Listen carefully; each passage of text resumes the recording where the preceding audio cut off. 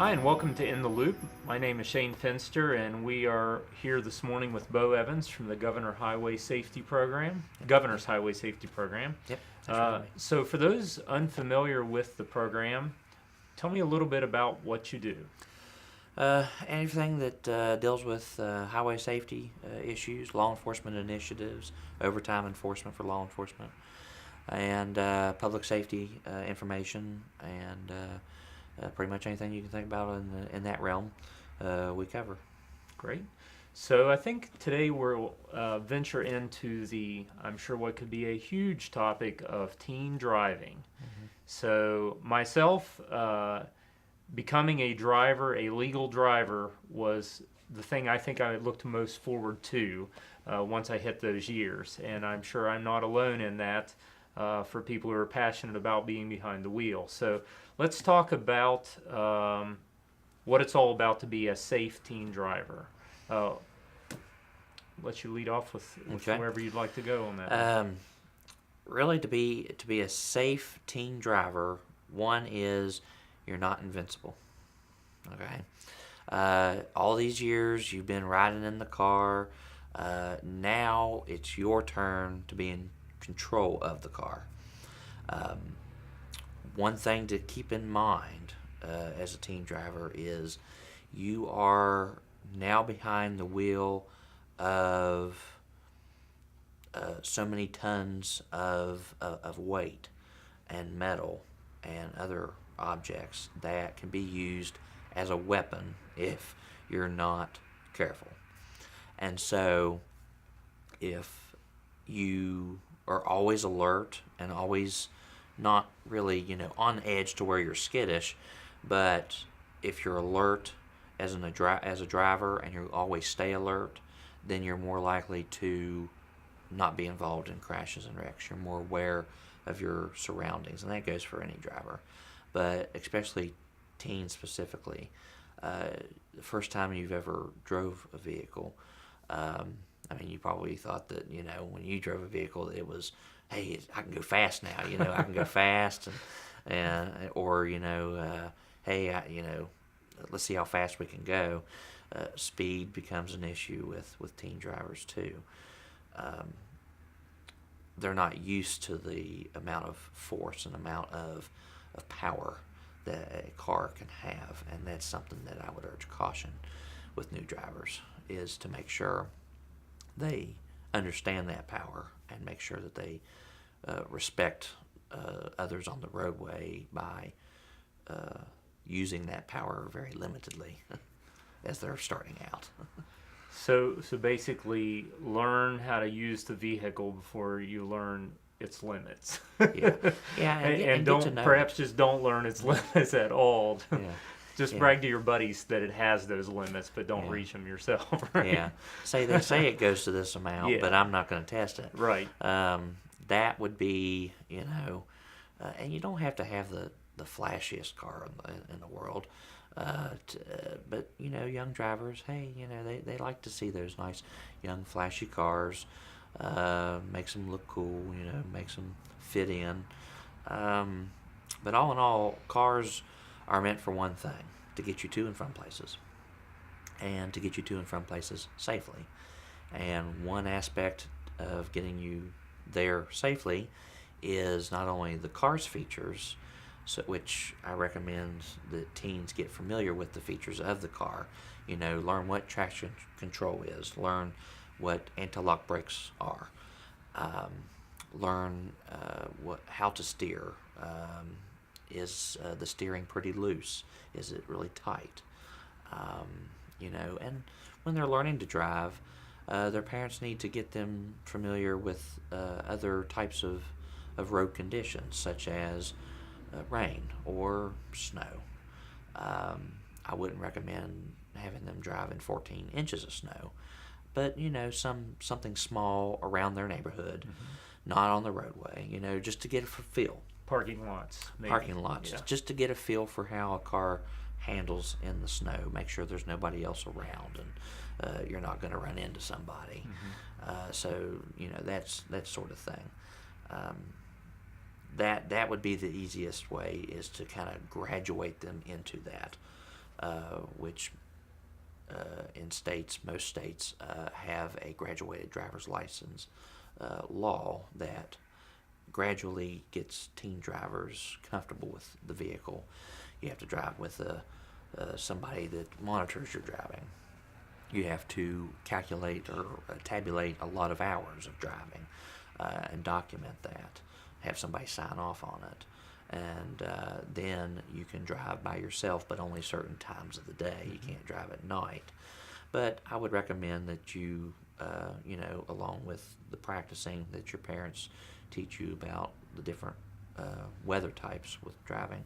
You also would drive at night to practice with visibility and being able to see at night, because that becomes an issue too. So you spoke in terms of just acclimating yourself to the vehicle. With modern vehicles, we have lots of conveniences and luxuries. And what I'm thinking is, with respect to things like we have satellite radio and we have all types of fancy, bright, colorful buttons on the dash or touch screens nowadays. What would your suggestion be with respect to becoming invested in these items as part of the driving experience as a new teen driver? Don't recommend to use them at all. Not until the driver is comfortable with the actual vehicle and how it drives. Then you know if you're able to even look away from the steering wheel. Don't recommend looking away from the steering wheel, but we all do it. We all have to at least look left and right before we turn and before we cross the street or before we go through an intersection in a vehicle. So in that case, you need to subtly acclimate yourself to those features. There are a lot of features in cars that are very distracting. Radio being one of them. And that could be distraction in itself, like a cell phone. That could be just as deadly, changing the radio, or trying to look something up on the GPS, just as it is using your cell phone. You're taking your eyes off the roadway in at least one hand, unless your steering wheel has the capabilities of being able to toggle the radio and to make phone calls and things like that. So those luxuries are exactly what they are. They're a luxury. They're not a privilege. They're not a given right to. They are a privilege, but they aren't a given right to the driver. And those privileges can be taken away. So it's best to just leave those alone. Learn how to drive first, and then you can subtly work those in as you get comfortable with the vehicle. So I think you kind of mentioned something that provides a nice segue, which is cell phone usage. Being a tri-state resident here, there's a variety of different state laws on the books with respect to your ability to use those either with a hands-free device or not. And without speaking perhaps directly to what laws are in place, with a teen driver, is it recommended that they use a hands-free device, or that they even use the phone at all while they're engaged in the process of driving? The safest is to not use it at all. In regards to laws, most laws across the country, even here locally, they have a proviso in there that says you can drive hands-free, and that is within the law. So a Bluetooth, your car has a speaker, Bluetooth, but you still would have to use your cell phone. You'd still have to hold it up to find which person you want to dial, unless your car, you can voice activate a call. So in that instance, you would still have to manipulate your phone. You still have one hand off the wheel. You're still looking at your phone. You may not have it up to your ear while you're driving, but you still have to manipulate it, and you're still taking your eyes off the roadway. So that's still not safe. Hands-free does not mean that it's distraction-free. Hands-free may be within the law, but it doesn't mean that it's the safe thing to do.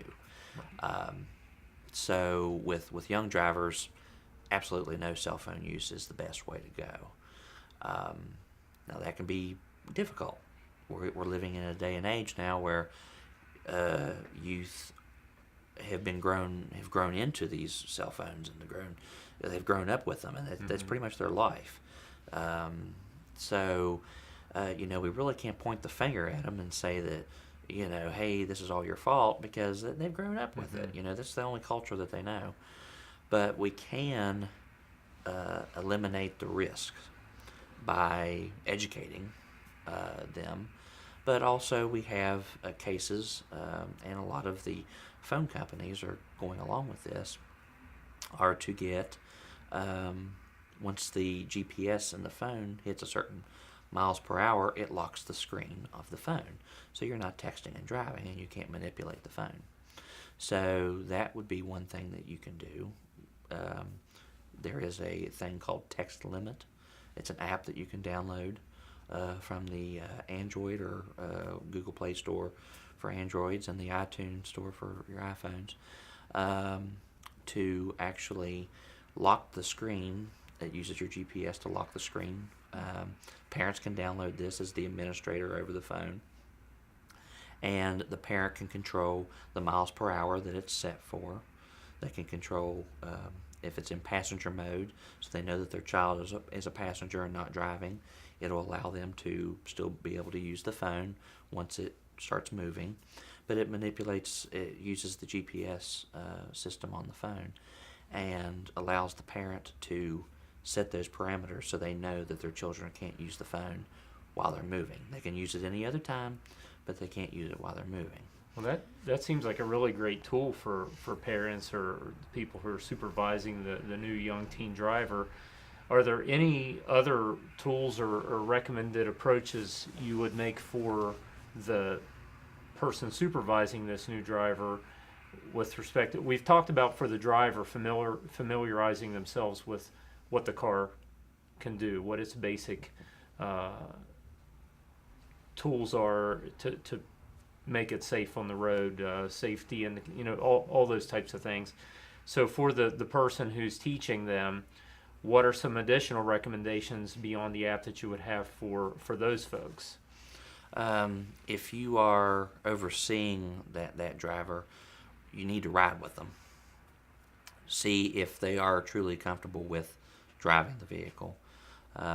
See how they handle situations where you come up to a red light, who has the right of way.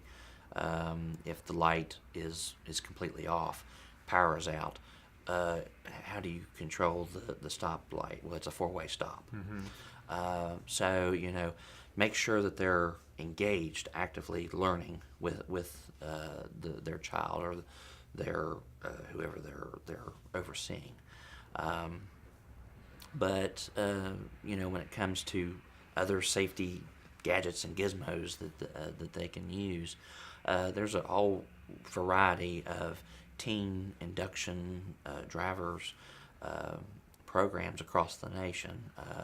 Not to name any specifically, but there's ones where you can have a teen driver that will be on this program for a year that has a camera in the vehicle, that if they exceed a certain miles per hour, it turns on the camera.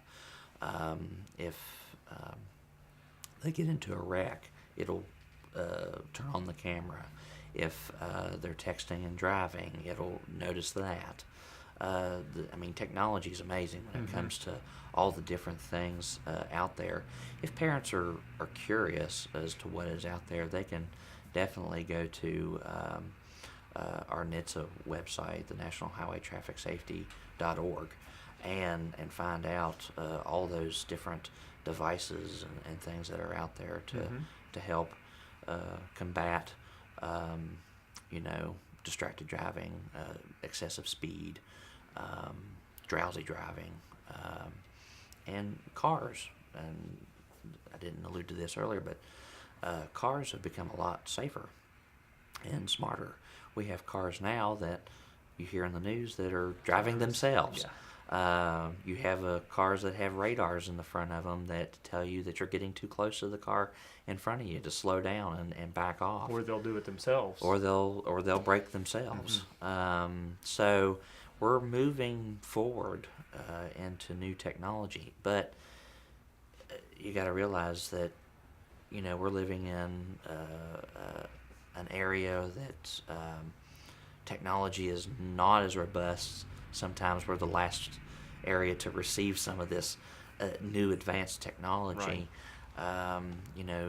Economically, it's not wise for us to say now that everybody on the roadway is going to start driving in all these smart cars.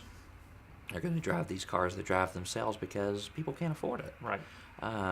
These are going to be expensive cars, and so we're going to have cars that will have to be driven by, like you and me, driven by folks for quite a while to come. I would agree. It's going to be a long time before those get circulated into the realm of cars to choose from. Right. So, but it's out there, and just to know that it's out there and we're trying to save lives is what we're all about. So that's that's something for parents to look forward to.